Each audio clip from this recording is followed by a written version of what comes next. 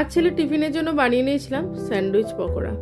স্যান্ডউইচে যে স্টাফিংটা সেটা বানানোর জন্য লাগবে কিছুটা হাঙ্কার আর কিছুই নয়, জল ঝরানো টক দই।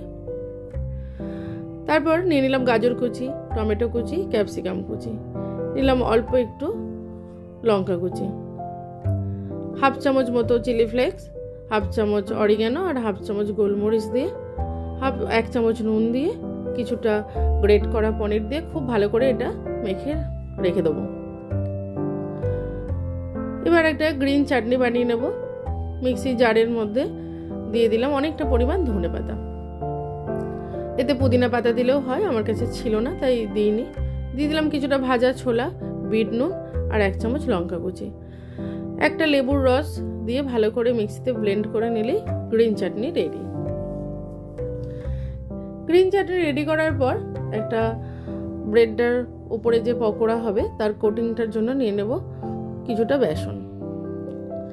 দিয়ে দিলাম লঙ্কা কুচি, ধনে পাতা কুচি আর একটু জোয়ান, ভালো করে হাতের মধ্যে ঘষে খুব ভালো করে ডলে ওর মধ্যে দিয়ে দিতে হবে, একটা খুব ভালো গন্ধ হবে। আর দিয়ে দিলাম অল্প একটু জিরে। বেসনের জিনিসে জিরে জোয়ান দিলে খেতে খুব ভালো হয়। একটু নুন দিয়ে দিলাম আর একটু চিলি ফ্লেক্স দিয়ে দিলাম একটু দেখতে ভালো হওয়ার জন্য। অল্প অল্প জল দিয়ে একটা পাতলা মতো ব্যাটার বানিয়ে নেব। একটা ব্যাটার বানিয়ে নিলাম, এটা রেখে দেব। আমি স্যান্ডউইচের বড় ব্রেডটা আমার কাছে ছিল, ওটাই নিলাম, কিন্তু যে কোনো ছোটো মাঝারি যে কোনো ব্রেডেই এটা তৈরি করা যাবে। তারপর একটা ব্রেডের মধ্যে ভালো করে গ্রিন চাটনি উপরে লাগিয়ে নিলাম, তারপর নিলাম ওই স্টাফিংটা। এবার আরেকটা ব্রেডের মধ্যে গ্রিন চাটনি খুব ভালো করে লাগিয়ে এটা ঢাকা দিয়ে দেবো। এইভাবে আমি সবটা বানিয়ে নিলাম। আমার এই নিরামিষ রান্না করার পদ্ধতি, টিফিন করার পদ্ধতি যদি ভালো লাগে তাহলে অবশ্যই লাইক করে দেবেন, আর ফেসবুক থেকে দেখলে ফলো করে দেবেন, আর ইউটিউব থেকে অবশ্যই সাবস্ক্রাইব করে দেবেন।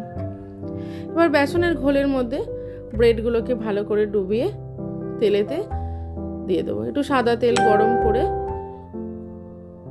তার মধ্যে এটা দিয়ে দিয়েছিলাম। তাওয়াতে অল্প অল্প তেল দিয়ে সেঁকে নিলেই এটা খুব সুন্দর তৈরি হবে। একদম ডুবো তেলে ভাজার কোনো দরকার নেই। এটা ছোট ব্রেড নিয়ে করলেই ভালো হয়, আমি বরং বড় ব্রেড নিয়েছিলাম বলে আমার খুবই অসুবিধা হচ্ছিল।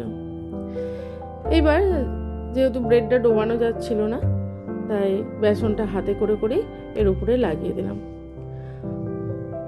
বেসনটা বড় জায়গায় ঢেলে নিলে হয়তো সুবিধা হতো, কিন্তু ছেলে স্কুলের একটা তাড়া থাকে তো সেই জন্য এটা আমি আর করতে পারলাম না, যা ছিল তার মধ্যেই অ্যাডজাস্ট করে নিলাম।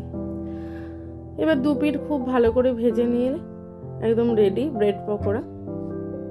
ধৈর্য ধরে আমার এই রান্নাটা দেখার জন্য অসংখ্য ধন্যবাদ।